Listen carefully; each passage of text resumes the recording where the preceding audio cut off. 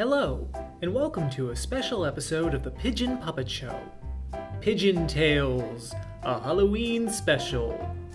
Grab your trick-or-treat bag, put on your costume, and get ready for the first of 3 spooktacular Halloween episodes featuring Library Len, Duckling, and our favorite feathered friend, the Pigeon. Well, this is an odd bunch. Yeah, how come we're not out trick-or-treating? Hey, come on, fellas. There's more to Halloween than candy. Oh, I don't believe you. Like what? Well, on Halloween, there's a long-held tradition of telling scary stories. Scary? How scary? Just scary enough for Halloween. Before you go get candy, how about if I share a scary story with you? Well, okay. We can hear one story before trick-or-treating. No. Oh, sure, I don't care. As long as it's not too scary. Then, my friends, submit it for the approval of my Halloween bite. The story of Bunnicula. Harold, the dog, and Chester, the cat, were beloved pets who were very content with their lives. Their owners gave them lots of snacks, lots of playtime, and plenty of cuddles. Basically, their lives were perfect. That is, until their owners brought home a surprise. A new pet rabbit they found abandoned in a movie theater.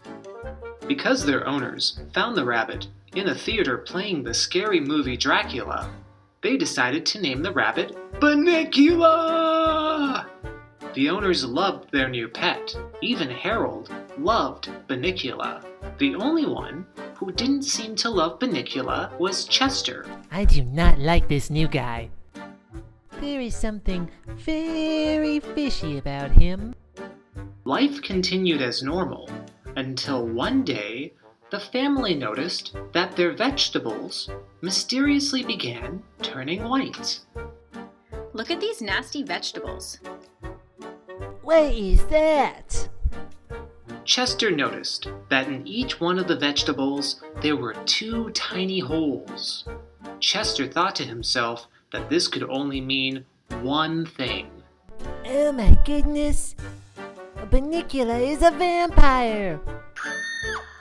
Chester was convinced that Bunnicula was a vampire.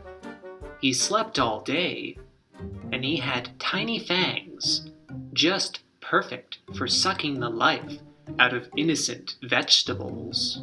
Chester tried to convince Harold that they were housemates with a vampire, but the dog just would not believe him.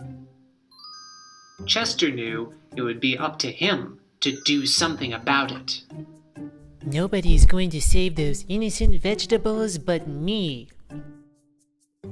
Having watched many vampire movies on his owner's television, he knew the only way to stop the undead was to punch a S-T-A-K-E stake through their heart. Uh-oh. Unfortunately, there were no wooden stakes in the house, so Chester used the S-T-E-A-K stake in the fridge that his owners were planning to have for supper. Unfortunately, it did nothing but confuse the poor rabbit and ruin his owner's supper plans. Chester, bad kitty. No dinner for you tonight. Oh, I was only trying to save the day.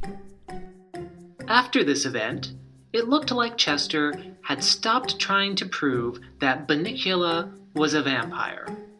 However, a few days later, Harold noticed Bunnicula was beginning to look ill. Harold went to fetch his owners when he noticed something. It turns out that Chester had been sprinkling garlic all over Bunnicula's food. Vampire or not, garlic was not good for rabbits, and the family had to take Bunnicula to the vet. In order to recover, the vet ordered Bunnicula be put on a strict diet of vegetable juice. What a quack. Bunnicula immediately began to recover.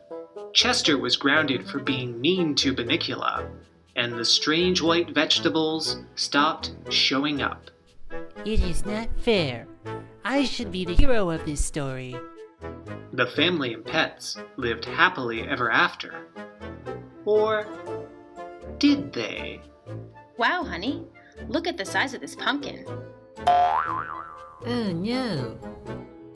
Not again. Thanks for watching.